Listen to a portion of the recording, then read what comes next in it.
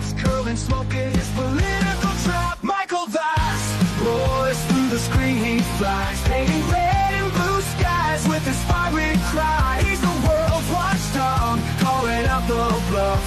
Right-wing swagger, but his heart's pretty tough.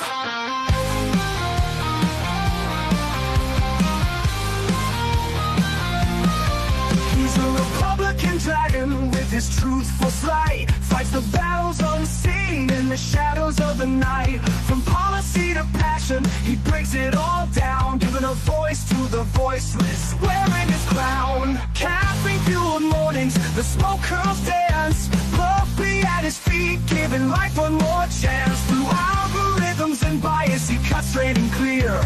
Michael's roar echoes in the hemisphere. Michael Vass roars through the screen, he flies, painting red and blue skies with his fiery cry. He's the world's watchdog, calling out the bluff. Right-wing swagger, but his heart's pretty tough.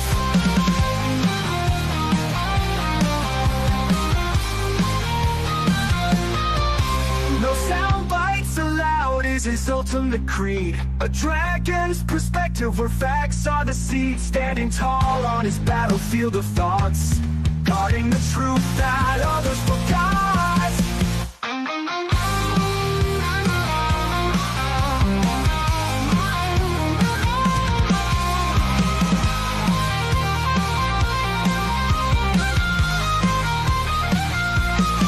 Michael Vass roars through the screen, he flies, painting red and blue skies with his fiery cry. He's the world's watchdog, calling out the bluff. Right-wing swagger, but his heart's pretty tough. Hello, and thank you for joining us this evening. This is No Soundbites Allowed. I am your host, Michael Voss, the Political Dragon, and I'm here in our offices in the Bronx, New York. Today is September 11th, 2025. Mom, happy birthday.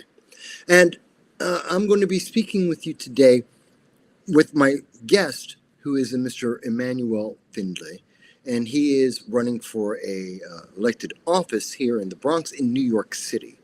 And it'll be great to have him on to hear about some of his thoughts about what we can do to improve New York and the nation. And obviously, we'll also be talking about Charlie Kirk and the consequences of that. We'll be talking about crime and also the subways here in New York, as well as crime in the subways in North Carolina. We're going to have a conversation about all of that. But as you can see, as I've indicated in the chat message, and you can see it on screen right now, Mr. Findlay, who is a regular New Yorker, he has to work for a living. He has to make money like the rest of us. He works 9 to 5. And even though he is a candidate for an office, he's not like Zoran Mandami. He's not independently wealthy. Not like Andrew Cuomo. He's not a multimillionaire. So he works for a living, and so he's going to be slightly delayed because New York has traffic. That gives us a few minutes to spend with each other until Emmanuel is available to be with us. So I'll fill some of that time. It shouldn't be too long at all. Let me first start off with, if you're new to the channel, we welcome you. We thank you for being part of our audience. We really appreciate whether you're with us for 5 minutes or the entire show, whether you see it live or whether you see it after it's live. No matter what, we appreciate you, and we thank you for taking time to be here with us as we try to address the issues that are affecting everyone in the United States and around the world. We already reach 100 different countries, but we'd like to reach more individual people to remind them that free speech is not just an American principle, it is a right of birth. And we all get to speak about the issues that affect each and every one of us every day. Whether the internet overlords like it or not, whether our governments like it or not, even if someone else doesn't like what's being said, you have that right. And on this program, on this channel for the last 20 years, we make sure that you are heard. And so we're going to continue that process. Now, hey, Kim's with us, and I know Wildebeest commander says he's on his way. That's fantastic. I'm happy for that. So, with that being said, I think it's important that we remember freedom of speech. And a lot of people may say, but Mike, talking about freedom of speech, that the show's about freedom of speech, is that because of Charlie Kirk? No. You can go back and you can look at our channel and you can see over the last 8 years of doing the Sunday live stream, looking at many of our videos, you'll see. For years, for a decade, we've been talking about freedom of speech. That this channel is to talk about the issues affecting us all, and we do that with free speech to be able to get your comments about all the different issues. That has not changed. This year we're trying to get to 5,000 subscribers, not trying to beat Crowder or Ben Shapiro. We're just trying to get to 5,000 subscribers so we can get some, if we can, we'll get a sponsor, and that would help our show. Because as you can tell, at the moment, I'm using one of my backup computers. This was actually provided to me, an AirBook Mac, by Peace Logic, one of the viewers, one of the members of the audience, and we do appreciate, he's a Patreon member as well. And he donated a AirBook Mac, the first Apple product I've ever used in my life, so that we can still, while my computer is down because of it has the Windows 10 black screen of death, until I can get that fixed, this is what we're using, because we're not going to let technology stop us from being able to speak to you. So yes, normally you can see how beautiful I look and how great I look for my age, a lot better. You'll hear it a lot better, but until then, we will make sure we get as much information to you as possible, because it's the quality of the information and conversations that is more important than the video picture. That being said,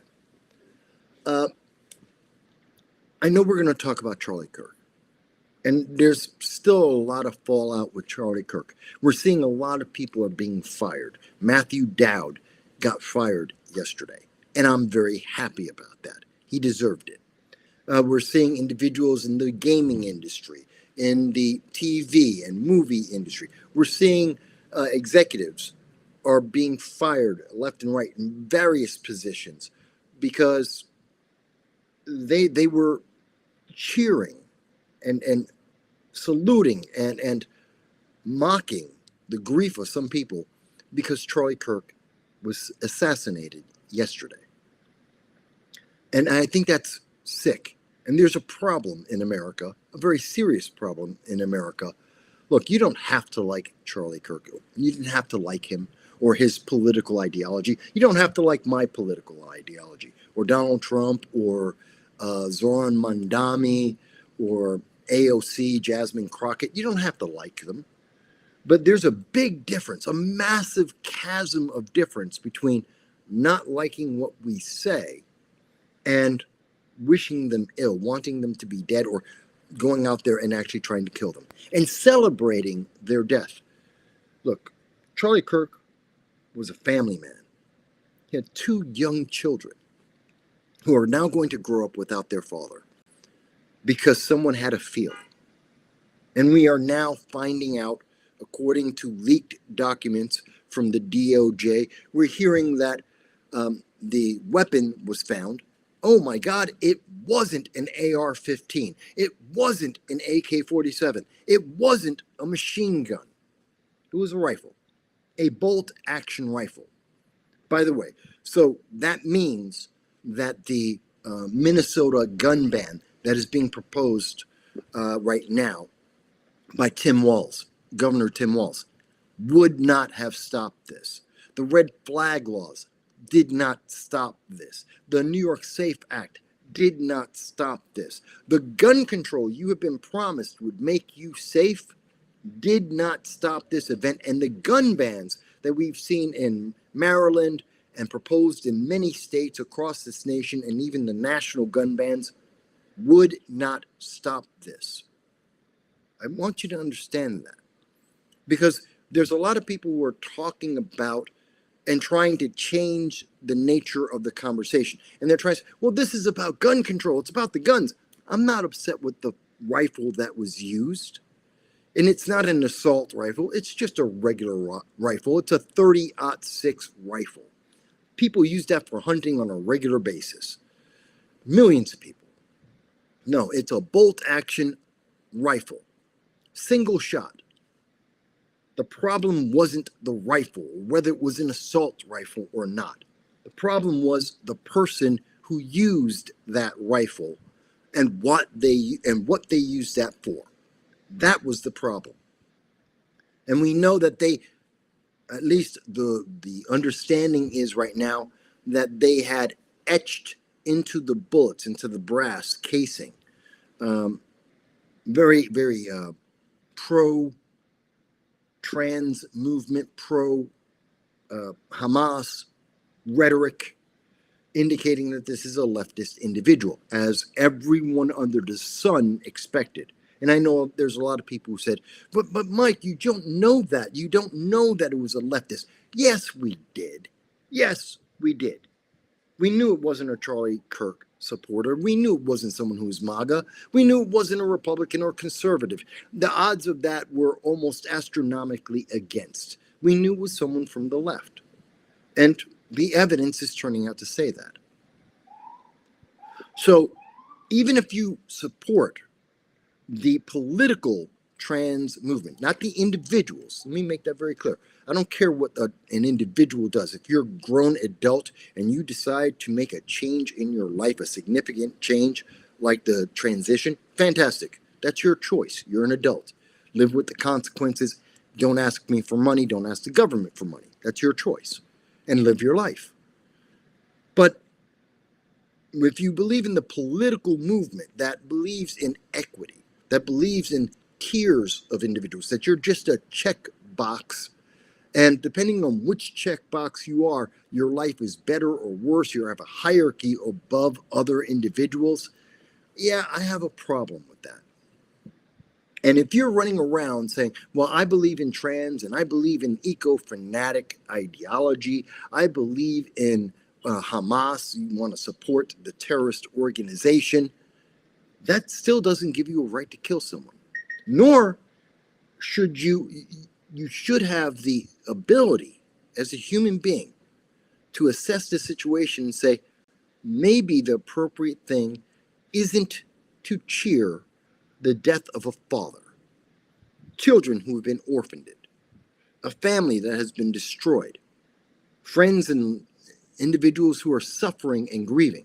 Yes, there is a First Amendment. And yes, they have a right to speak out. And I would never take away the right. Every single one of the people, Matthew Dowd and everyone else, that names that you've never heard of before, did they have a right to speak up and say that they were happy or they were cheering the murder, the cold-blooded murder of a human being? Yes, they have that right. But just because you have the right doesn't mean you avoid the consequence. And for a long time in America, people have avoided the consequences of their actions. We've given them a pass. Well, you're trans, or you're an ally to the trans. You're LGBTQ alphabet, whatever, so you get a pass. Your skin is darker or lighter than someone else. You're male or female. You get a pass. We had a bunch of equity rules. Now let's get rid of that. There's a consequence. There's a consequence when you cheerlead and support people being murdered. Cold-blooded murder. This isn't the death penalty. This wasn't someone who was convicted of a crime because they were violent. This isn't like what I have said.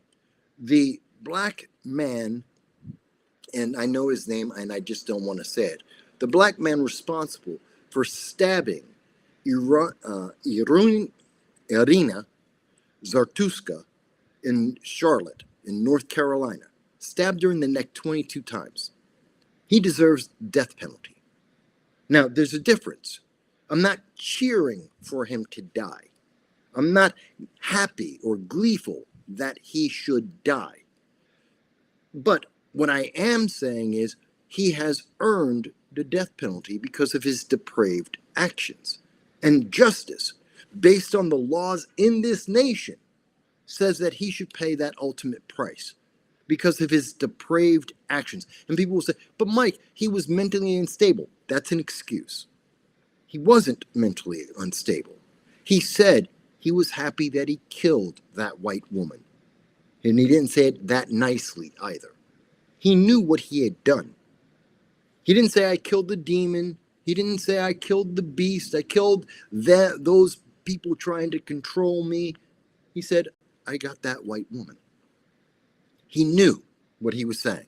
He knew that he was taking an evil action because he thought he could get away with it. After watching BLM, after listening to Ibrahim Zendi and his ilk of the people who were pushing out the critical race theory, the bail reformists throughout the nation that say that crimes don't count if you happen to have a suntan that is deep enough. If you're from another nation, then we have to give you an excuse. If you have any kind of problem in your life, well, we will justify even murder. I don't agree with that. He deserves the death penalty. I'm not cheerful. I'm not happy about that. His mother will suffer. She will feel pain in her life because her son, her child, will die. But that is justice. And it should be done. There is the difference. And if people, and by the way, that doesn't mean I'm absolved of any and all consequences. There are people who will not watch the channel because I've said that black man deserves the death penalty. And there are people who are subscribers who won't be subscribers anymore. There are people who I know who won't talk to me anymore. There are people who have convictions, they have firm beliefs, and they'll say, you know what, I can't support that. And I will suffer financially, and I will suffer as a personality on YouTube in political commentary. I will suffer. There will be a consequence for my free speech. And I can live with that.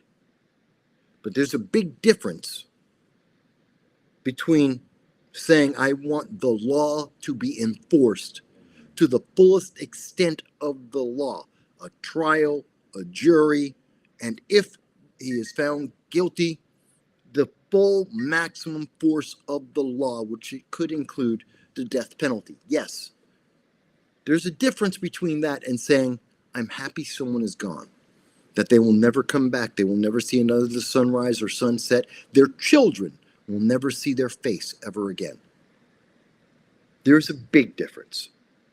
And the fact that some on the left cannot recognize that people on Blue Sky are running around dancing and happy and cheerful and mocking, that they can't appreciate that there is a difference. America's in big trouble.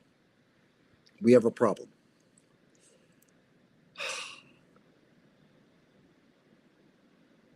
So, that being said, by the way, Kim, you said you lost me. Was there a breakup in the connection? You should be fine now. Hello, Dion. Good to see you. Always happy to have Dion with us in the Bronx. And for those who are just tuning in, my guest, Emmanuel Findlay, is running a little bit late because we have to work. We're not multimillionaires. We're not independently rich, even though several candidates are running in elected office. It isn't a prerequisite in New York City, New York State, or anywhere in America that you have to be a millionaire to be able to run for elected office. You don't have to be rich to run for elected office. Real people can run and should run for elected office because you actually understand what's going on. You're riding the subways. You're dealing with the people that are in our subways setting people on fire. You're dealing with people who are violent or begging for money. You're dealing with the fact that the system is breaking apart, that Our subways get flooded. Our roads have potholes. The infrastructure isn't capable of taking care of people every day.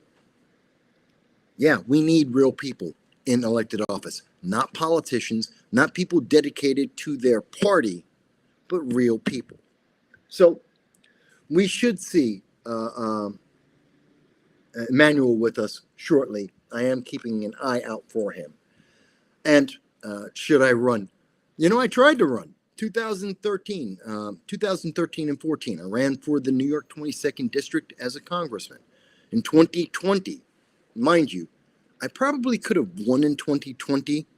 I ran for county legislator, Broome County legislator. My district that I was running in, 80% Democrat. 80% Democrat. And I got 36% of the vote. In 2020, when people would not open their doors because they were terrified of the pandemic, right about the same time that everything got locked down and you weren't able to go out and get to doors, yeah, in that year, in a district 80% Democrat, I, as a conservative Republican, ran for Broome County legislator, and I got 36% of the vote. Imagine if I could have actually knocked on people's doors and actually had conversations with them face to face. Imagine how well I could have done if I could have gotten the debate that I wanted. Imagine what would have happened if it were just a regular election year. I would have won. I truly believe that. If I could get 36% in the worst political conditions in 2020, I could have won that race in a normal year. But I have tried to run. So, Dion, to answer your question, I have tried to run a couple times. And in 2014, I didn't lose. I stepped out because Claudia Tenney was a better candidate for the New York 22nd District. She was a better capable of getting into Congress and pushing the ideas. She had more political support and more money, and I supported her. Today, at this moment, Claudia Tenney is still a congresswoman. She's still representing the people of New York State, and I think she's going to win I'm sure she's going to win in 2026, and she's going to continue to serve the people. I made the right choice. So I try. Let me see the comments here. Dion goes on to say, I ran for New York State Assembly in 2020 in the Bronx. I'm happy to hear that there are people who are running for office. We need more people to do it. And I know right now, especially after Charlie Kirk, more people are afraid. I'm going to ask Emmanuel about this when he shows up. When he gets here from work, I'm going to ask him about the fear. Yesterday, a lot of people may not have seen some of my videos yesterday, my live streams, and you may not have heard this, but I spent 5 hours yesterday talking to political commentators, candidates, politicians who are already elected of various political ideologies, not just Republicans, not just conservatives. I was talking to people of all kinds of political parties, all kinds of political ideology, online, doing the news, as well as running for elected office or in elected office. 5 hours of people talking about how they were afraid, that we are scared now, that we're the targets, that people, that there may be copycats that are going to go out there, and because I didn't agree that because someone says they're a toaster and I don't know that, and I don't acknowledge them as a they them toaster, that they may try and harm me or one of my colleagues, whether a political commentator or a politician or a candidate. That's the environment we're in, and they're afraid. And I was having this conversation with them, and I share their fear. Hell, I have a bulletproof vest that I had to get because I was going out in 2020, 2021, even before that, actually in 2018, 2019. I was covering the BLM movement. I was covering the Antifa movement. I was covering events with the Progressive Leaders of Tomorrow in upstate New York. And I was getting death threats. I was being threatened with violence, that they were looking to attack me more than a few times. There's several live streams that I have published where I was surrounded by at least 50 people screaming racial slurs at me, threatening to attack me at any moment. So I understand the real fear. I've been there. And I have to tell you, and I told my colleagues, don't let the fear override your desire to do the right thing. People want you to do the right thing because there's a lot of people who are, they're either too afraid or they're too unsure or they don't know enough or they don't feel like they know enough and they don't want to step up. They don't want to lead, but they want someone there who can lead, who can inform them, who will stand up to those bullies that crowd those aggressive individuals and say, no, I'm here for you. I understand the problem and I'm here for you and I'm going to do the job. So I said, I did that for 5 hours yesterday. And I say that to you today. Charlie Kirk fought with his voice. He spoke from his heart about the ideology he believed in. Whether you agree with him or not, that's not important.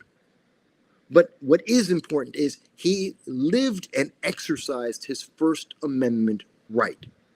And so should you. Don't let someone scare you into not speaking whatever it is you believe. Don't let someone scare you into not watching or supporting a political idea, a political commentator, an elected official. Don't be bullied to cower down, hold your head down and comply and just do what the crowd says. Don't do that. Make your voice heard. Be individual. Make your own choices, whatever they are. I'm not telling you to be a progressive or conservative or Republican or anything. Libertarian, third party, green party. You can be anything you want to be. That's your choice. Don't let someone take that away from you. Let me see. We have a few more comments here. Oh, hey, Emmanuel is here, folks. I'm going to bring him on in just 1 second. But I do see a comment. And actually, I'll bring on Emmanuel as we're speaking here. Hey, Emmanuel. Oh, how are you? How you doing? Not too bad. Bear with me 1 second. I just want to get through a comment or two that we have here. I was just holding the show go. I was going with the show until you could show up. Bear with me. I see we have a comment from Kim.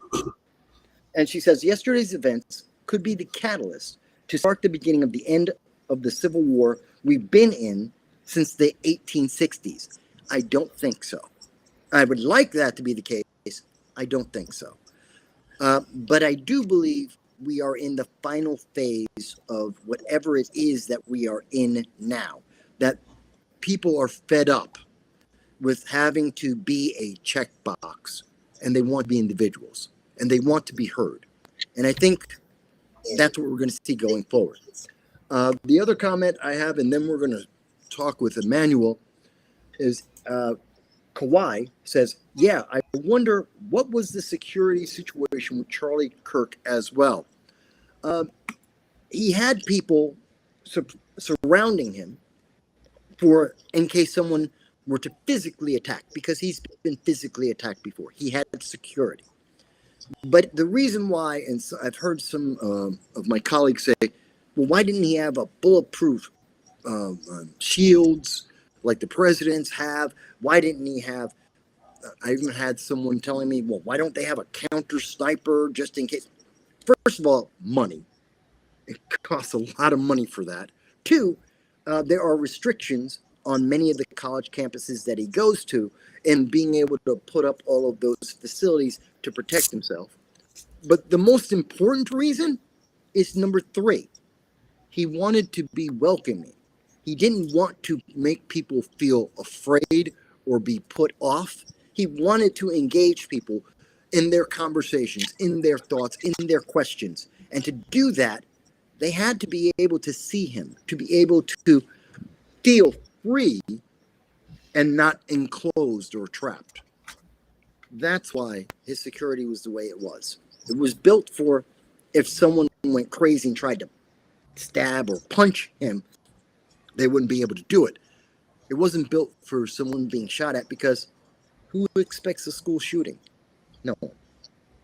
That all being said, I do have now my guest with me, and it's Emmanuel Findlay Jr., who is running for the New York City City Council District 16 seat in the 2025 election. And Emmanuel, you and I, we've met several times at many events. In fact, I've covered you at some of the events where you've spoken with the public about some of your views.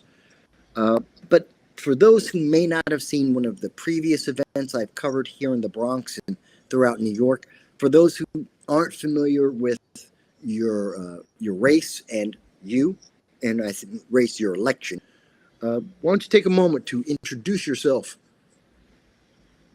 Thank you. Thank you for the opportunity, Michael. My name is Emmanuel Findlay. I'm currently running for the 16th Council District in the Bronx. I'm more of a community leader and a community activist. I've been working with the community since, say, 2012.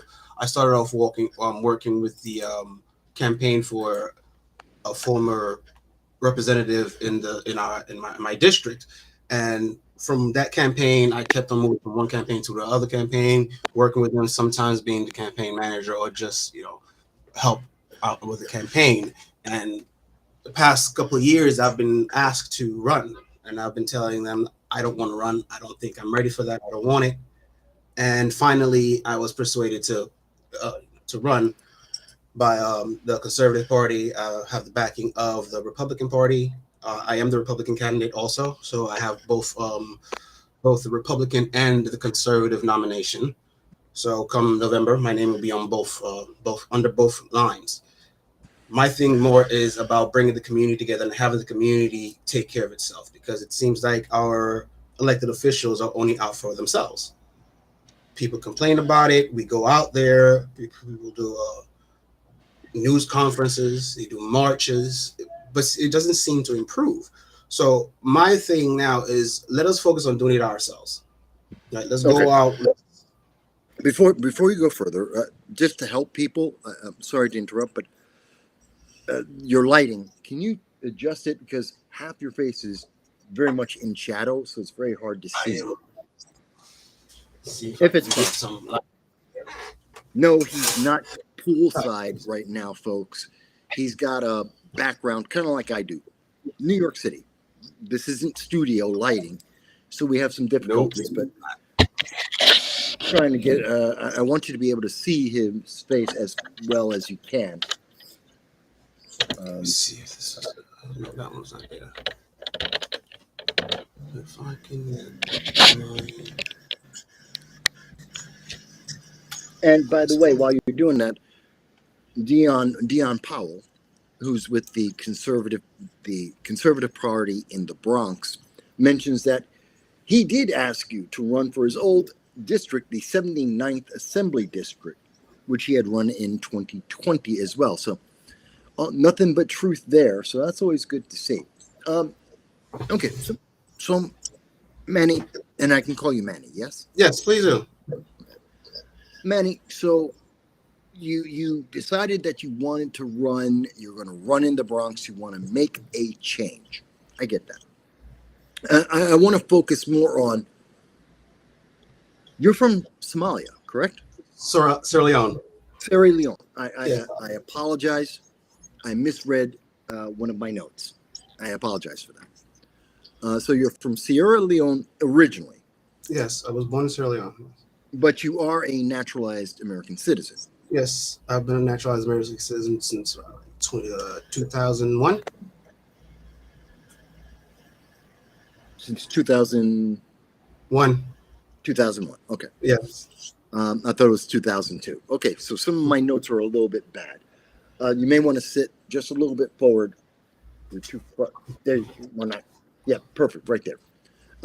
Again, the lighting. I know how it is. I know how it is. Yeah, it's That's all right. So you're, so you have a unique perspective. You've seen other parts of the world. You've seen American systems, American freedom, and you chose to become an American citizen. And in fact, you're also a member of the United States military. Am I correct? former member, not anymore, but yes. Well, I tend to look at anyone who has served is military. I say that because I'm a Marine. My father was a Marine. My sister, one of my sisters, is Army.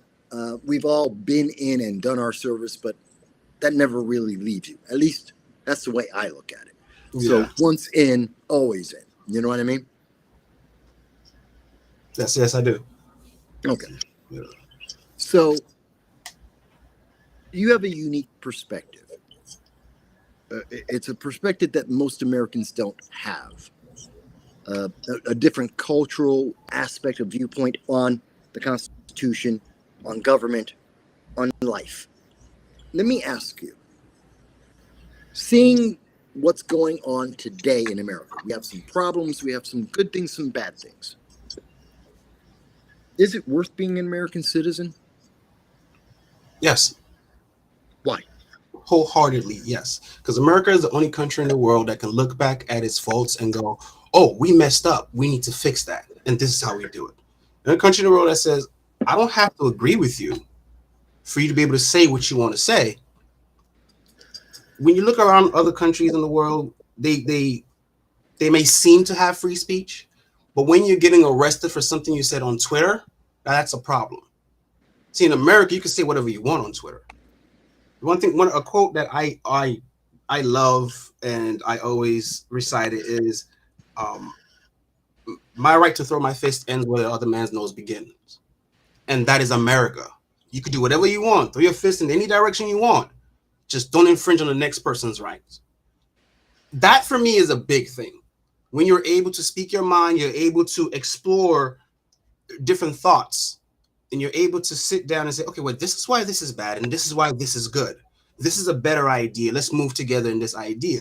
And being able to do that just freely and willingly, and not being and not be chastised by a government, is something that Americans understand how valuable it is. And when I say Americans, I'm speaking of about natural born Americans that were born into it, that don't understand, that don't seem to understand the value of it, because it is incredibly valuable, and it's a tool that America must never, ever give up or never lose. The ability to be able to speak your mind, to have a debate. And this is why what happened to Charlie really hits home, because Charlie was the idea of America. Charlie represented America. That was the idea of America. We can sit down and have a conversation. We can disagree, and we can put it all out there on the table. I'm going to tell you why I believe this, and you're going to tell me why you believe yours. And we're going to sit down and we're going to hash it out. Sometimes we're going to agree. Sometimes we're not. Sometimes we're going to come to a mutual understanding. Sometimes we're not. But we're not going to get violent towards each other. That's why I say America is the greatest. Well, no, I agree with it. And that matches my experience. I've lived overseas. I've lived in Moscow. I've lived in Riga. I've lived in Tbilisi. So I've been overseas for well over a year and a half in socialist nations. And I agree with you.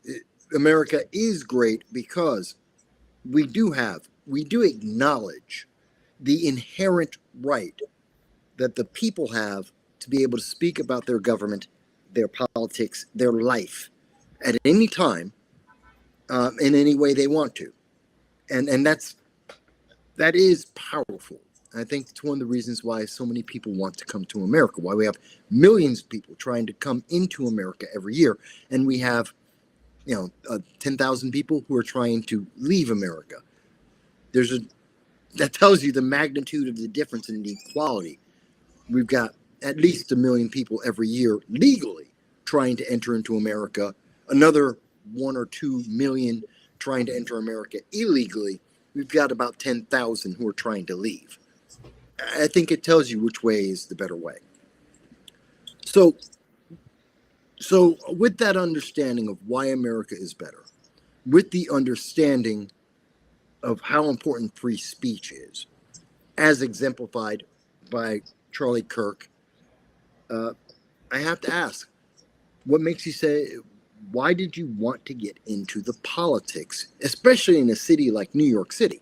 I mean, New York City's filled with Democrats. It's filled with corruption. We've got, whether it's on the governor's side with Kathy Hochul or Andrew Cuomo, now you've got the mayor's race with Eric Adams. You've got Zoran Mandami. You've got, again, Andrew Cuomo. A lot of corruption there, a lot of anguish. Why would you put yourself into all that? Because I love New York.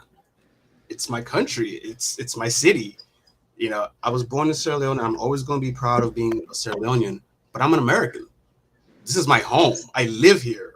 I'm not going to sit back and watch you destroy it. I'm not going to do it. The first time I lost a home, I wasn't old enough or able to defend it. This time I have a home that took me in, that has grafted me into the tree of being an American. Why would I sit back and watch you destroy it? I'm not going to do it because I understand how valuable it is. Because I've been where you didn't have this before. I grew up in Sierra Leone, West Africa. I moved from country to country, escaping one war into another one, to where even your neighbors didn't, the neighboring countries didn't want you there. There was no home to go to. That was home. Home was a battlefield. And America graciously took us in, graciously took me and made me an American, accepted me as an American. And I'm going to see people try to destroy it and just sit back. I don't think that's fair. I don't think that's right. It's my home too. I'm an American.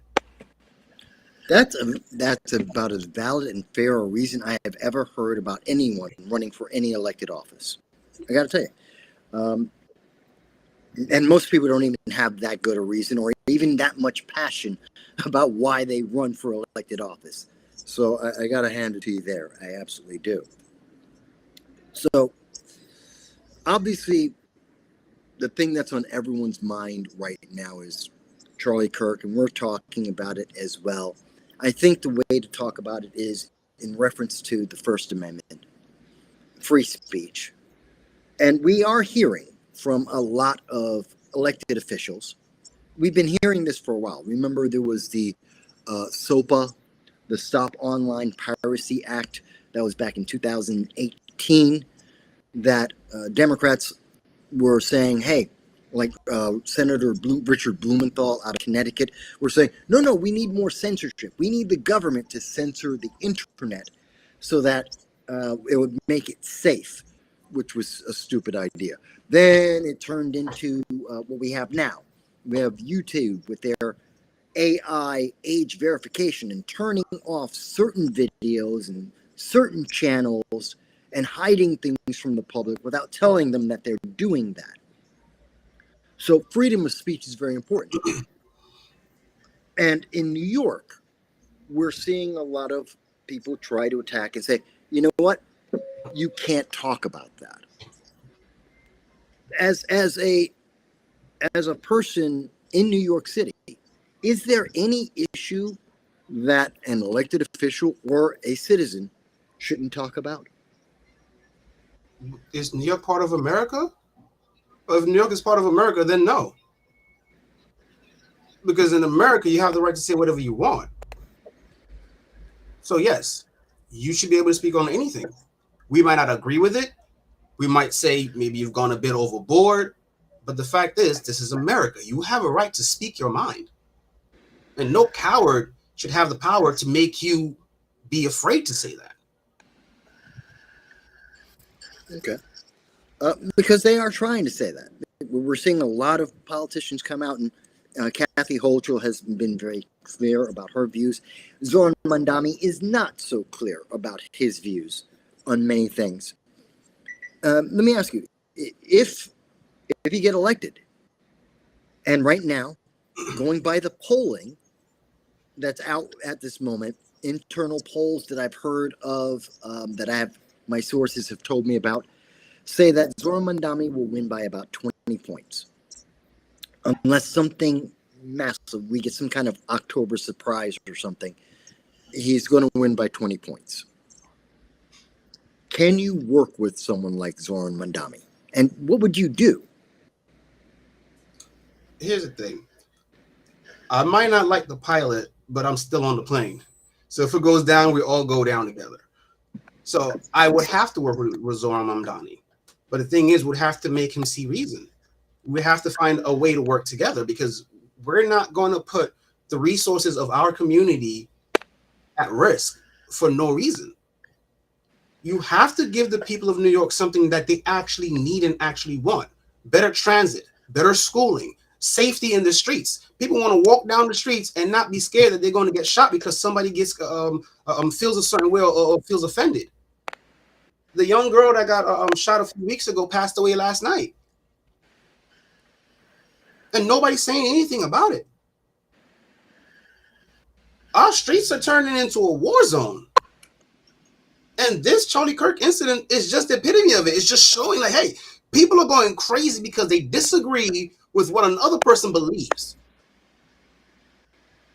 Right. New Yorkers are tired of that. So, yes, I agree. We are tired of this. We're tired of being ignored. I think, and not just in New York. I think in Chicago, L.A., Boston, and even smaller places like Green, New York, or like Fenton, New York, Utica, New York, places that most people don't think about. And I'm using New York because I'm very familiar with those upstate towns that most people don't even think about. But there's towns like that dotted all across America. And I think people are fed up with all of this in every one of these towns. So we have to be the example. Some of the bigger cities should be the example, I think. Mm-hmm. And maybe you think differently, but I think that they should be an example of a proper path forward, of trying to make these things work. Do you agree with that? I somewhat agree with it, but I also believe it goes both ways, though. I think the cities learn something from the urban areas, the rural areas also. There are certain things that work in the rural areas that don't work in the urban areas, but are things that will work, as having a strong community and having the parents having control over school choice. If the parents have control over where the money is going and what the resources are going to, and the schools have to prove that they're capable of teaching the kids to an acceptable level, to a high standard, then they'll have to compete for the money. And if you make them compete for the money to get the students in, we should have better results for the students. Make them pay more attention to the students. It's not happening. Our curriculum needs to be rigorous, but it has to be something that it has to be clear, and it has to prepare our students for the real world outside. And we're not doing that. So how do we do that? Well, one of the things we want to do, again, school choice. School choice is one of the things. I think school choice is a big thing. You give the parents the choice to put their kids in better schools. If there's money left over, maybe use that money for tutors.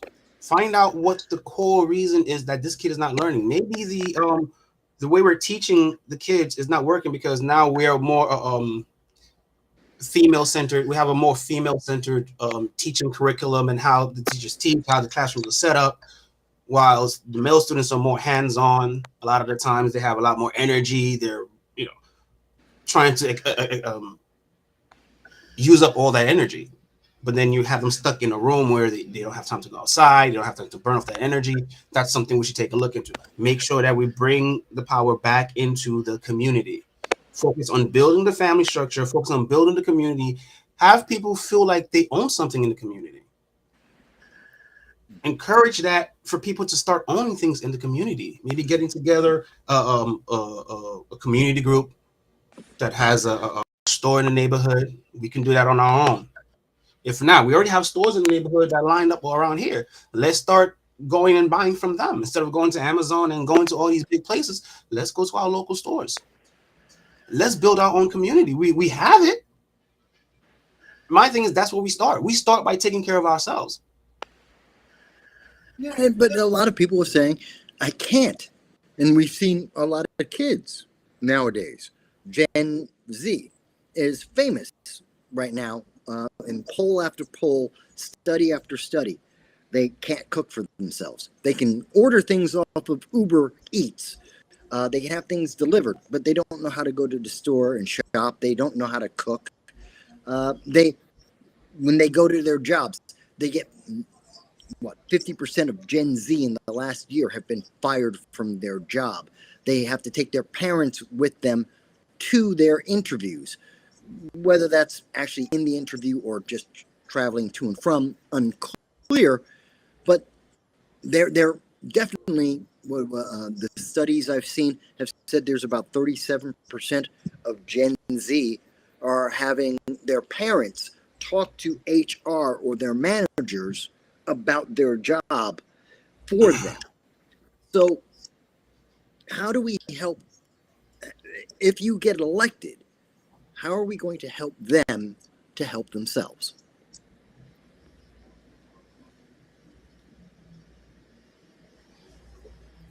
We've babied the next generation to the point wherein you have a disagreement with them and they think it's the end of the world. We have to get to a point wherein we start exposing them to the realities of life. You're not always going to get what you want. You're going to have to go out there and you're going to have to work for it. It might cost you, but you have to put the work in, and we have to show it, because it's not their fault they don't know, because we never taught them. How are we going to blame somebody for something they don't know, something we never taught them? They weren't taught, so we need to get up and start teaching them. We need to start doing it, teaching them by doing it, and not just by saying it, by being out there in the community, talking to them. The last time was it Friday, I had a meeting with the local religious leaders around here, and one of the things that we're complaining is that they have the kids that stay out all night or they stay out late at night. And one of the things I propose is maybe we should have a curfew for under 18s. Under 18. Is that something that's popular? Are you Well, hearing yes, actually, I was surprised, because I was thinking about it, but one of them actually spoke it out loud, which was, to me, it was a shock. And be like, yeah, everybody would do it. I was surprised how many people were okay with that. How many people said, yeah, we should most likely have something like that. Let's have a curfew for under 18s. Okay, and that would 10 cut o'clock. down on it would cut down on crime. I mean, if they wouldn't have the opportunity, they can't be out. They won't be outside. They'll be at home. But then again, let's be realistic. That might lead to other issues. Maybe there are issues at home that's keeping them away from that. So we want to be cognizant of that going into it, and just be prepared for those that slip through the cracks. Because it seems like every time we have a solution now, we forget that humans have a tendency of slipping through the cracks. So we want to be mindful of that whilst we're doing it. So if it's a curfew at 10 o'clock, anybody under 18, 10 o'clock, go home. You're not going to be outside. Unless, of course, you have a work permit, you're going from work to home. That's something we'll have to figure out how that's going to work, because the devil's in the details. And on paper, it sounds good, but in practice might be where we get into some snags. So that's something we'll have to work out and actually sit down with other council members to figure out and hammer out the details in that. But people are very in favor of the curfews for under 18s. I haven't actually heard it. I personally have not. I've talked to a few politicians and a few candidates, and I know a few people. I haven't heard anyone actually make that suggestion. And I'm thinking about it as you're speaking. And yeah, there's always an exception. There's always that kid who has a bad family or some circumstance that, they may be out late. I get it. We're talking about under 18. They're not adults. These are kids. Mm-hmm. So there are always exceptions. But, why does a 14-year-old need to be out at 1 a.m? And I'm speaking specifically, I live in the Bronx too. I live on Boston Road. And I, every night, on any given night, as long as it's not the middle of the winter, there are a couple of 14-year-olds walking around at 1 a.m. in the morning, and I look at them and, why is a 14-year-old out now? There's no reason for it. There's nothing good that they could be doing. There's a lot bad they could do, but nothing good. So, I mean, that's a very interesting idea, and I haven't heard it before. That's interesting to me. That's interesting. I definitely would like to see you follow that up if you get elected. Absolutely. Because I think that could be very effective. Let's switch tracks a little bit, because we've talked a bit about education, which is important. And we're kind of talking about the youth, but let's talk about the youth in a different aspect. I'm sure, and I believe we were talking about it before, everyone's familiar with what happened with North Carolina, Charlotte, their train system, and Irina Zartuska stabbed to death. And that was horrific and sad, incredibly sad. But it's not, for those in New York City, not uncommon. It's not a surprise. We see that on a far more regular basis than any human being should. These things tend to happen. Now, I've spoken to Curtis Sliwa, who's running for mayor, and I've talked to him about his thoughts on that. I haven't heard from Zoran Mandami. He hasn't really given an answer about this. Andrew Cuomo hasn't given an answer about this. I mean, we'll add more National Guard. Okay, well, Trump wants to add they're adding National Guard is good. Trump adding National Guard is bad. I don't understand the difference. But let me ask you, what is the answer? What answer do you think is possible if you were to be elected? How do we deal with the crime that we see not only in New York, but it's across the country, but in New York in particular?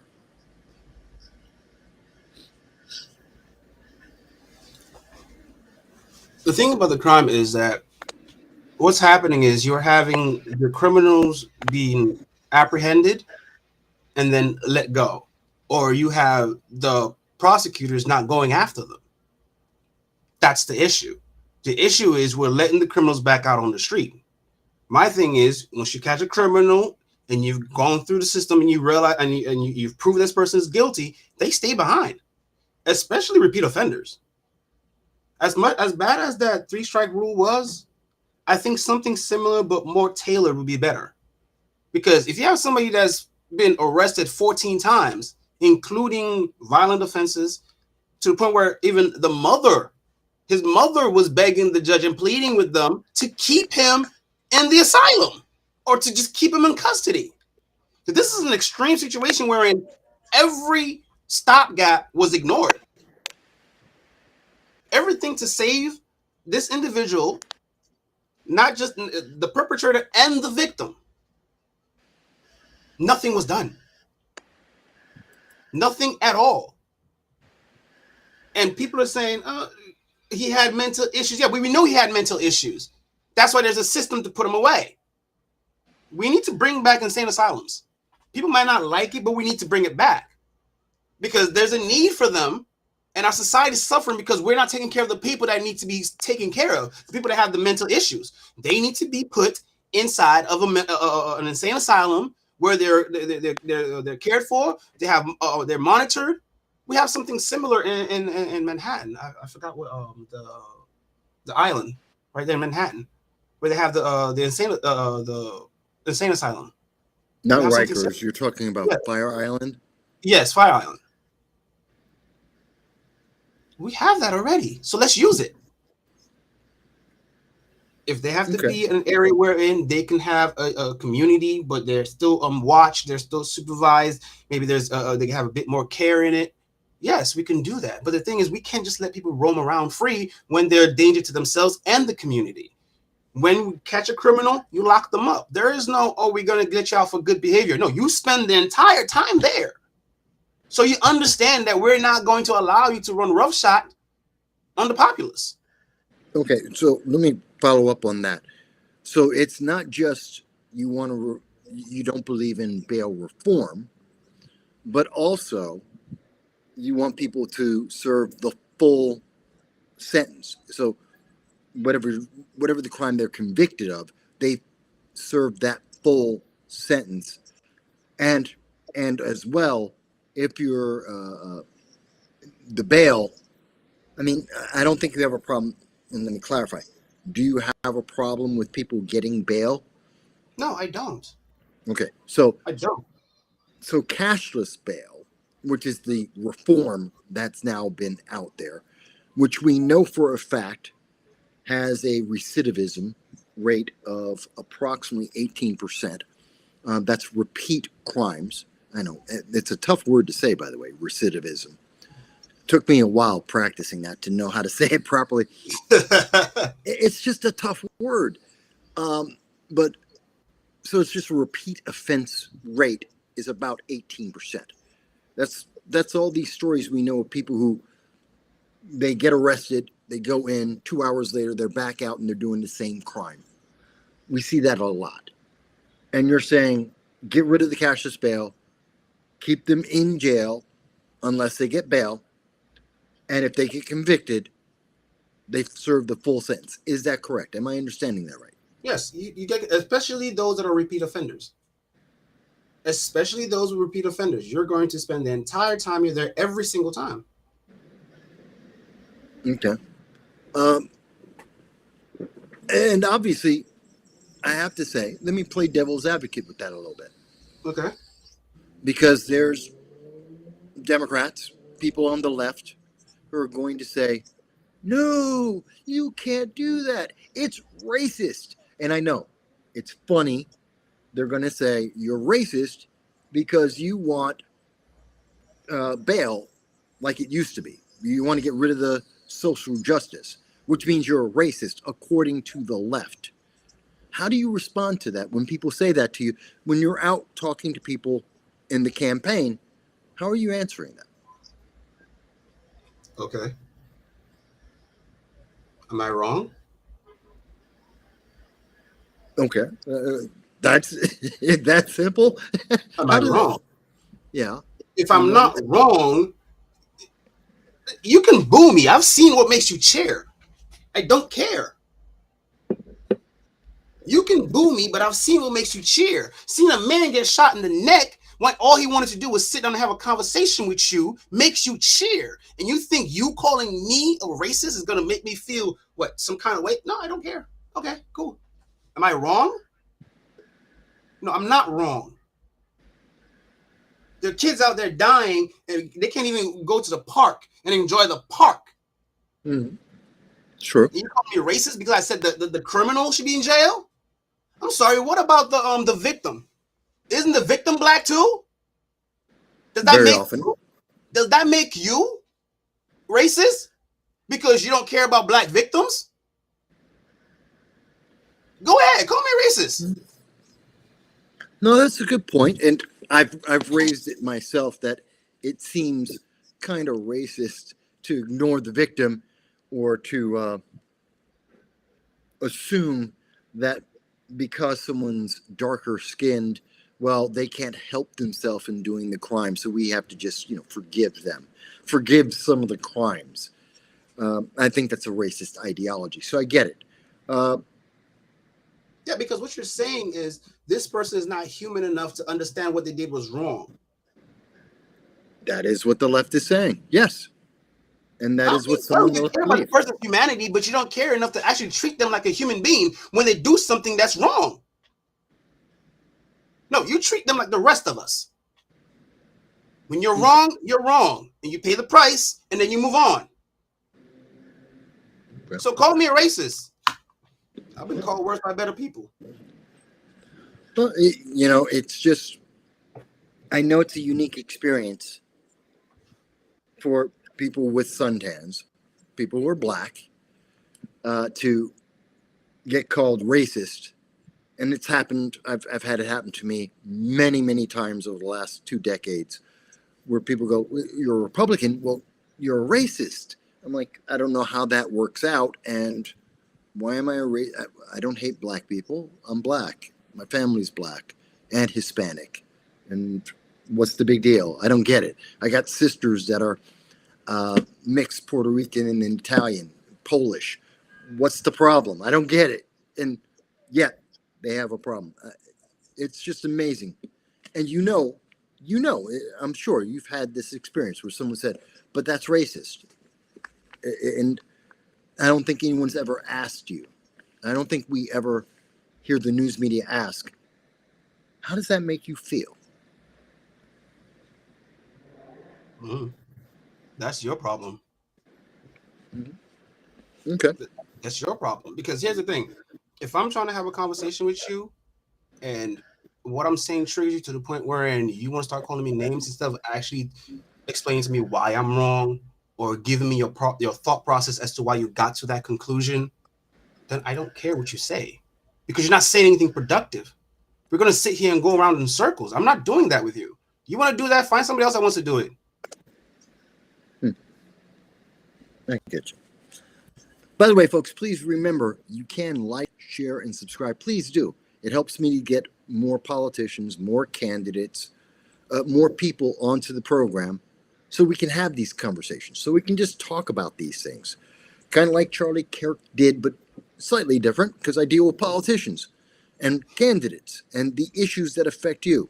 So please like, share, and subscribe so we can get, if I get to 5,000 subscribers, I can get Curtis Sliwa to do an interview with me. I can get Zoran Mandami to do an interview with me. And I'd love to interview both of them. But we need the views because that's what they respond to. There are exceptions, of course, like Emmanuel. We get exceptions to people who just want to be heard, but the big guys, they want the views. Okay, let's move into just crime in general. You live in the Bronx. I live in the Bronx. I see several crimes a day where I am in the Bronx. It's just part of life. Every day I walk out the door and within 10 minutes I've seen some kind of crime.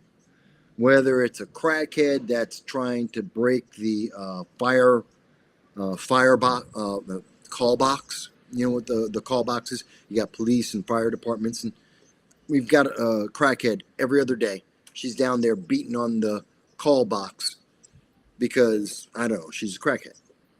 We've got crackheads who are trying to be prostitutes, and they're prostituting themselves. We have some crackheads who are trying to mug people, and so they can get money. And heroin addicts as well are in this neighborhood that I'm in that exists. This is a neighborhood that not long ago was pure middle class neighborhood. A couple of decades ago. Now, not so much. That's most of the Bronx, what I just described. What is a solution you have if you were to get into city council? If they elect you, how would you address some of these issues? Or try to? To be fair, how would you try to address some of these issues? The way you can increase the value of an area is by bringing in more people that are wealthier, bringing in more economic into the neighborhood. But for that to happen, people have to feel safe. People have to know that when the police show up, the police are going to do their job. We have to guarantee, or at least assure people that when the police come, it's not something to be afraid of. That if bad police officers act, we're going to punish them. And if good police officers act, we're going to acknowledge them. Because what's been happening is it seems as if the bad officers are being let off the hook and the good officers are being terminated, fired, because from a lot of this more speaking I've done to people in the community or former officers is like what they're saying is that a lot of times when you speak up as an officer, you're the one that gets punished. So one of the things we want to do, we want to make sure that our law enforcement officers know that they have the backing to do their job properly, and know that they have their support. They have our support for it, and that we're going to stand 10 toes behind them. But if they do run afoul of the law, run afoul of anybody's rights, they will have to face the consequences. And these consequences don't just stop here in New York. You were blacklisted from ever working as a cop in the entirety of the United States. That's what we want to push for. We start one here and we move it across the country, because we cannot have bad actors maligning the name of the police force. We might not always like them, but they're there for a reason, to serve and protect. We have to give them the backing and the support they need to get their job done. We also want to make sure that the people that are mentally ill, like I said earlier, we got to get them off the streets and get them the help that they need, because people want to feel safe in their neighborhood. If they're not safe in their neighborhood, nobody wants to invest in the neighborhood. Nobody wants to come to a neighborhood that is crime-ridden all the time, unless, of course, you're the multimillionaires that want to come in and buy the property for cheap so you can raise it out and kick everybody else out. But the thing is, we need to make sure that the neighborhood is safe for people to want to move back in, for people to want to come build in New York. Work with the city council to possibly provide some tax incentives for businesses to come back into New York. Because these businesses are the lifeblood of New York. This is how people go to. This is how people feed their families. This is how people take care of their needs. So we need to, as the city council, need to bring it back, and not only offer some tax incentives. Most likely, we also have to focus on the infrastructure, which is more of the sewer systems and the transportation. Because the last time I know, a few weeks ago, I put up a post that was showing the New York subway system flooded with people in the train, but outside the train is flooded. We need to start the last rainstorm. Yeah, we need to start addressing that. So we need to start taking care of New York first, because it seems like New York has been on the back burner to everything else. We need to focus back on New York. New York needs to heal again. America needs to heal again, and we need to start that by making sure that our streets are safe enough for our people to go out there. When they're out there, they know that the police are there to protect them and not to accost them. And they know that the police, there will be consequences. Also, I think judges need to face some consequences when they let repeat offenders out over and over and over again, and let them out with no real reason, rhyme or reason as to why you're letting them out. People have to have a stake in the game, because the everyday man does. People on the ground floor have a stake in the game. They have a real life stake in the game. And we have to make it so that these officials, whether they're in city council, whether they're in the Senate, it doesn't matter what part of the government they are, they need to have skin in the game. And it seems like right now they don't. So if you make it so that the sitting leaders have skin in the game, and maybe their salary is based off of how their area performs. If you're in the city council district and your area is not performing, maybe the crime is too high or whatever it is, maybe you don't get a bonus that year. Maybe you cut down on your salary on that. And if you do well and you bring down the crime statistics and you bring up the education level of the students in there, maybe you get a bonus. Okay, so you would tie the pay, or are we talking bonus? The pay. First of all, I don't agree with the idea personally. That's fine. Don't agree with the idea that government employees get bonuses. You don't. You're working not for the bonus, government. more of a pay. I use bonus, which was the wrong term to use, but of your pay. A certain percentage of your pay should be based on your performance. Okay, so you were definitely saying that pay would be influenced to some degree based on performance in that community. So if judges are releasing criminals on bail reform, and 18% of them are going out and recommitting crimes immediately, then that judge, they're going to have their pay significantly dropped, as an example. I'm understanding it. Is that a fair example of what? Not for judges. The reason why I don't say for judges, because then that might create a bias in how they rule. We want to be. That's what I was going to go to next. We want to be careful about that. Not judges. I'm talking about officials, elected officials, city council. I'm talking senators. I'm talking.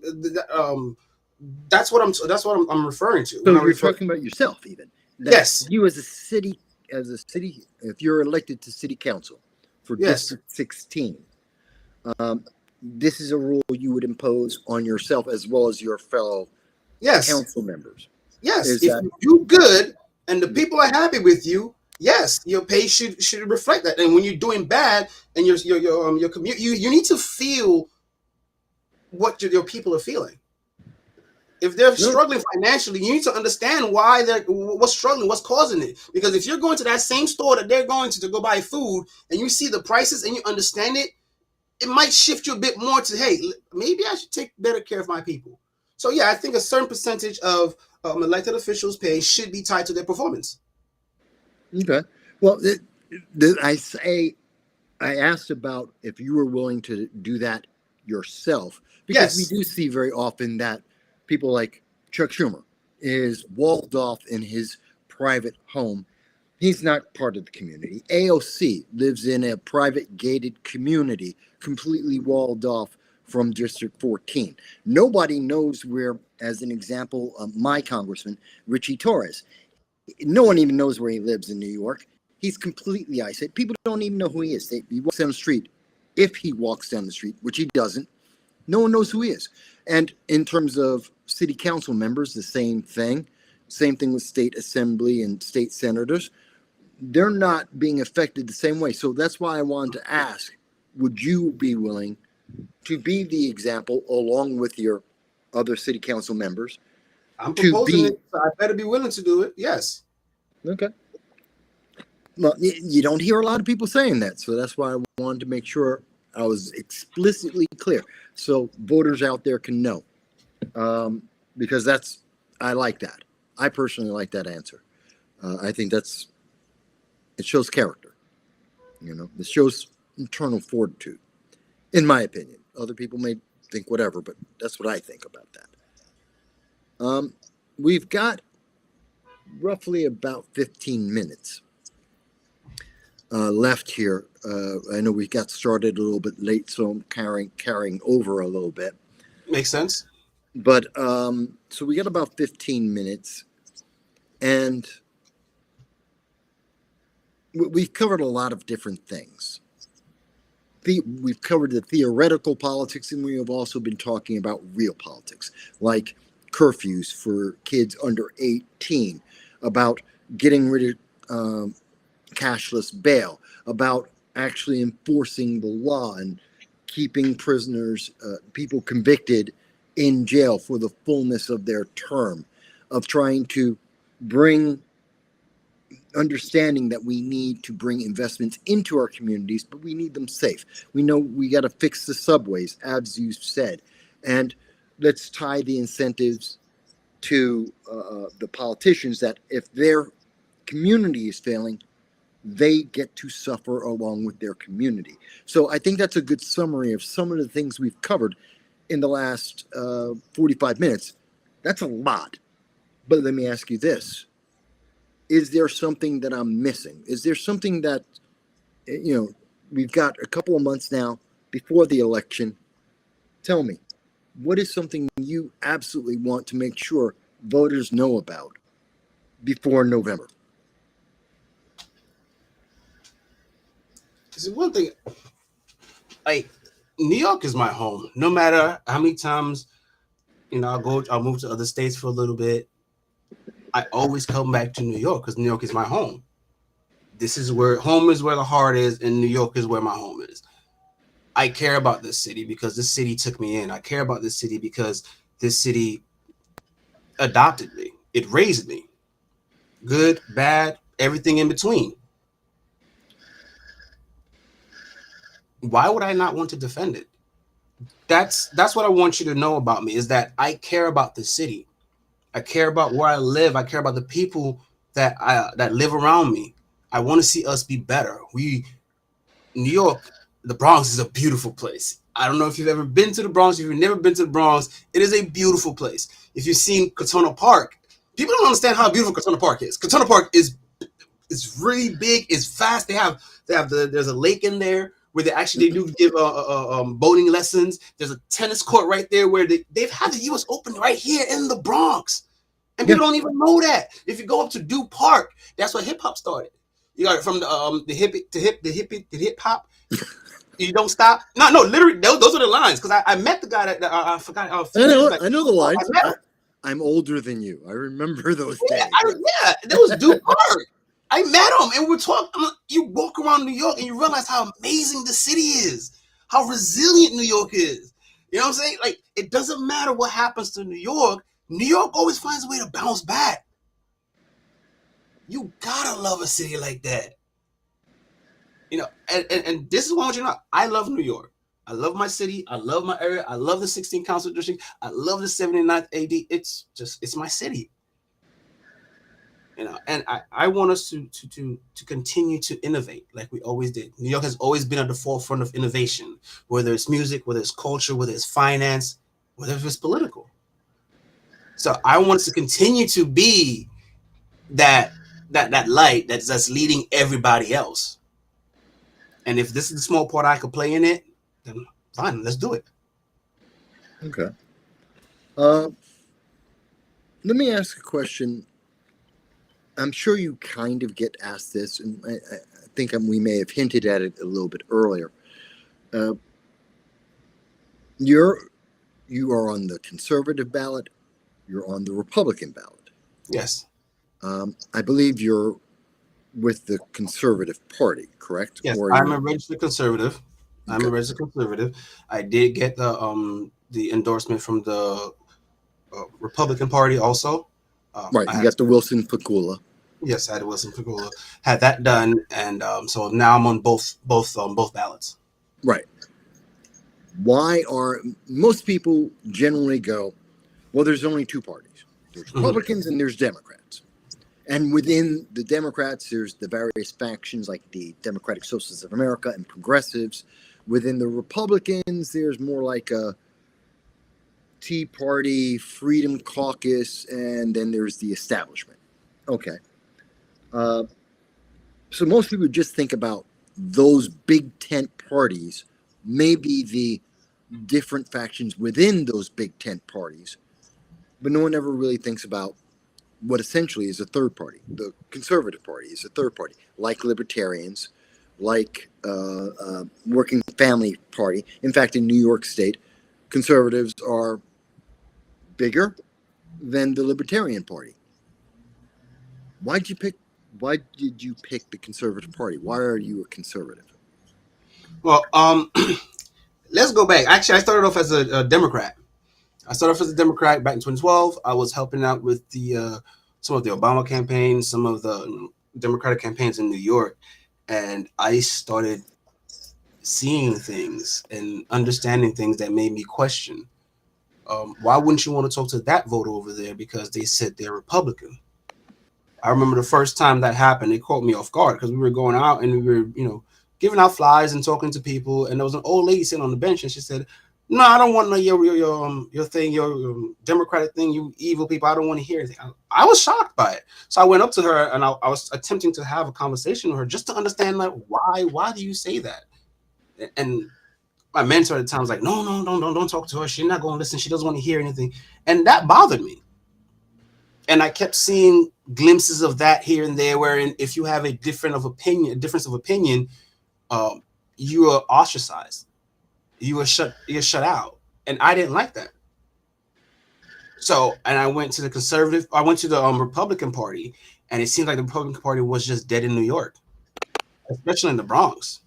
It just seems like it was dead. So, when I learned about the Conservative Party and they were doing what they were doing, some of them were doing, like Tyree Goodman, who's also running in the 7th council district. He's running also, and also Brother James, who's also running. So when I met them, it seemed like these were a group of people that really wanted to move things forward, and people that were willing to work. Fine, let's go. Let's get to work.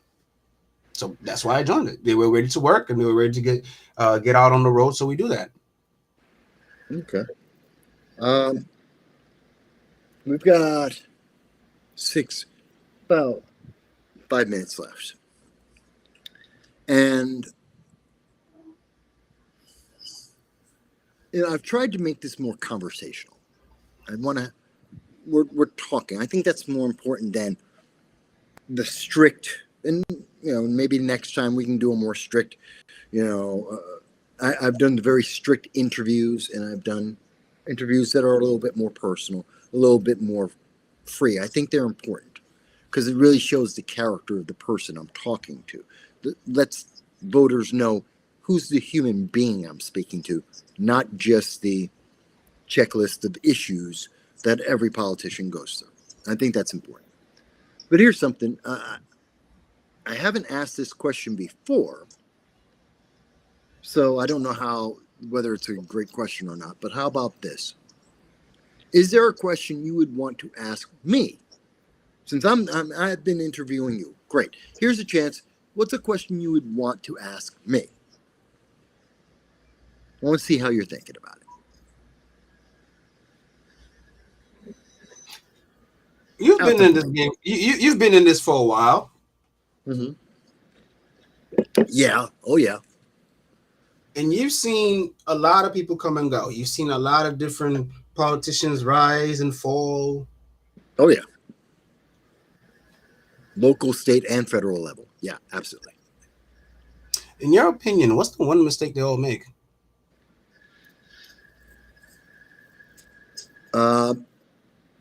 Well, what do you mean? The elected officials or the candidates or everyone altogether? All right, let me break it down. So for the candidates, the ones that succeed, what do you think they do well? The ones that fail, what do you think they do poorly? Plan. Number one, two biggest problems for every candidate to overcome. That's for me as a candidate. That's for every candidate I've ever spoken to or worked with or interviewed. Is one, they need to have a plan for their campaign. What are we supposed to be doing from the beginning to the end of the campaign? Literally, should know week by week. These are major objectives we should be hitting up until the day of the election, and work that plan with adjustments. I mean, you tweak it here and there. This event happened, that event happened. You change where you have to, but you have a general plan of how you want to. I'm going to be at this event, or I'm going to be in this area. I'm going to talk to these people here or there, that kind of thing. So having a plan is one of the biggest things. And probably as big, if not bigger, is communication. Like, we're having a great conversation, and we're covering a lot of ground on a lot of issues, and we're doing so with substance. Part of that is because I'm doing my job properly as an interviewer. I'm making sure we're talking about the subject and the issue, and making sure that it's understandable to Joe Average, who isn't a political junkie. That's partially part of my job, and the way I ask the questions, the way I'm going to get part of the answer. But the other part is for the candidate to actually answer it. You'd be amazed how many times I've talked to a candidate who, I've asked you several times so far, what would you do? You had an answer. You'd be amazed how many times. I mean, elected officials. I've asked elected officials this. What are you going to do when you get reelected? They have no answer. They have no idea. You had an answer. Whether people love that or hate that, whether they think it's the best plan or the worst plan, I can't speak to that, and that's not important. That's for the individual, and they can reach out to you if they have a better plan or tweak on it, whatever. But you have a plan. Right now, there are the overwhelming majority of people who are running in elections in 2025, not just in New York City, in New York State, in the East Coast, the entire American country. 90% of the candidates don't have any idea what they're going to do if they get elected. You do. That's the biggest problem, especially candidates have. What are you going to do? So that's the big thing. But also, separate of having something to do, planning is probably the second problem. Oh, but thank you for that. Yeah. Well, I try to answer everything as much as I can. Here's an interesting question. I know Beefy has been watching the show for a little bit and been following it. Somehow I'm in the same breath as Nick Fuentes. Nick Fuentes is a nut job. I don't know why I would ever be mentioned in the same sentence with him, but Nick Fuentes and Michael Vasquez are like Devin and Bubba Ray Dudley. Do you have any idea who Devin and Bubba Ray Dudley are? Yeah, WWE wrestlers. Oh, okay. Because The Dudley brothers. Those are the Dudley brothers. Okay, I have no idea. All I do is watch anime and politics, so I don't know. I haven't watched the WWE since. I believe, if I'm not mistaken, I believe they go back to when it was still WWF, just before it got changed to WWE. Okay, it's not Andre the Giant and it's not Hulkamania, so I have no idea. No, it's not. Literally none. Baba and Devon. At one point, Devon became a pastor. Devon became a pastor. That's supposed to be a good thing. Yeah. So well, they're a tag team. They're a good tag team. Okay. Well, not Nick Fuentes. Not. I have nothing to do with Nick Fuentes, and if I ever were to see him, I'd probably knock him out. No. No, we won't. We won't do that. No, I'm not with that. But Fenton Lawless is with us as well, and he's just happy. He's enjoying the conversation here.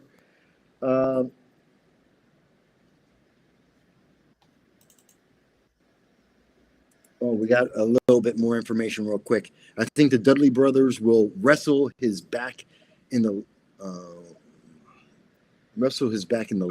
early 70s and 80s. Yeah. Okay. Didn't know that. Bubba Ray and Devon. Yeah. Funnily enough, Bubba Ray was the white guy and Devon was the black guy. Oh, they were? Yeah. They were a tag team, a black guy and a white guy, but they still went the Dudley brothers. Oh, okay. Again, I have no clue. I don't mind being compared to I'm in a tag team with WWF and all that. That's fine. Not Nick Fuentes. I disavow and I dislike him and disavow his actions. I do not agree with him. That's me. If other people are upset about that, we'll survive because I do not respect that man. But that being said, so we had some comments. People have been following. If people want to find out more about you, Emmanuel, and or the 2025 election for the New York City Council District 16, how will they be able to find out? Well, for right now, you can go on my Instagram page, which is just e.finlay at Instagram. That you just go there. I do a lot of my postings up there. If you want to reach out to me via. You can direct message me on Instagram from there. That's where we're going to be putting all our information. Okay. So they go out on Instagram. E.Finlay. Just like it's spelled on the screen. Yes. Findlay. Yes. That's Lay. Yes. Okay. And they'll be able to find you on Instagram. Yes. And I'm also old fuddy-duddy. I know you're not into the young kids, social media. Get off of Facebook and get over to Instagram. Hell, they own it. Well, a good thing for you is that the Instagram is connected to Facebook, so you will be able to get connected to my Facebook through the Instagram. Probably. I've never actually used it that way, but I don't doubt it. I'm a little bit of a old boomer, as they say, on some of the internet. Good with computers, but not great. What can I say?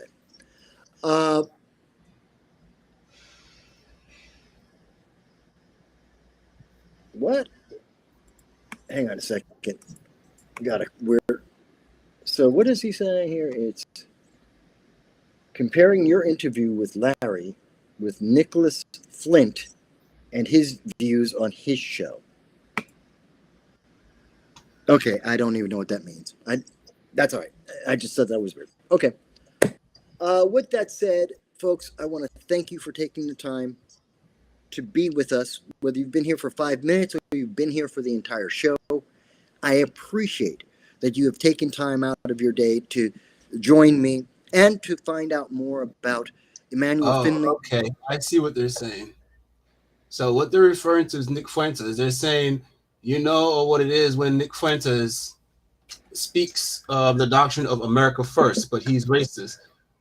Yeah, I know. So I think they're saying about you speaking about America first, and Nick Fuentes also speaking about America first, but that Nick Fuentes is doing it from a racist perspective, whilst you're doing it from a more sane perspective, I'm assuming. Oh, well then, thank you for that compliment. Okay. It wasn't making sense to me for the comments there, but if that's the case, then thank you. But okay. But again, folks, and please do like, share, subscribe. The more subscribers we get closer to 5,000, I'll be able to get Eric Adams and Curtis Sliwa and Zoran Mandami and a bunch of other candidates to show up and answer questions about what they plan to do if they get elected. But you know what? I didn't need 5,000 subscribers to get Emmanuel Findlay here because he wants to be talking to you. So reach out to him on Instagram, give him your questions, ask him how he's going to help you in New York City and help make New York City, New York State, and America great again. But until the next show. Oh, yeah? One more thing I want to say in reference to the whole Charlie Kirk thing. This is a time for us to heal. This is America's time to heal. Let's help America heal again. We need to help America heal again by continuing to have the conversations, by continuing to be out there and advocating for our people. We cannot get scared. The world is a dangerous place. We still have to face it. That's just what I want to say. Okay. No, yes, we do need America to heal. And I think part of that healing is and I think people have realized it in the last 24 hours, we need to hold our elected officials accountable. We need to be involved in our politics at the local, at the state, and at the federal level. We have to ask questions. We have to know who we're electing and who we're not electing, and we need to hold them accountable. So I think that's important. And get the youth involved. In case they don't know, at 16, you can sit on your local council. Not council, sorry, on your local community board. So once you hit 16, you can legally sit on the community board. So that's how we get them involved in the community board. 18, run for office. Yeah, they're the ones that are taking over anyway. Why are we not teaching them this now? So by the time they take over, it's second nature. Yeah, we used to.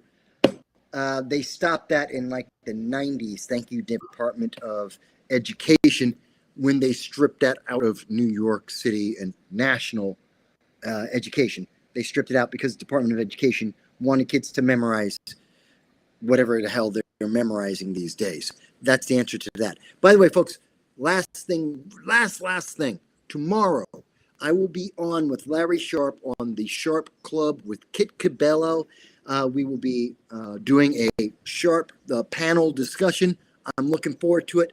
Folks, I'll see you then. All right. Thank you for having me.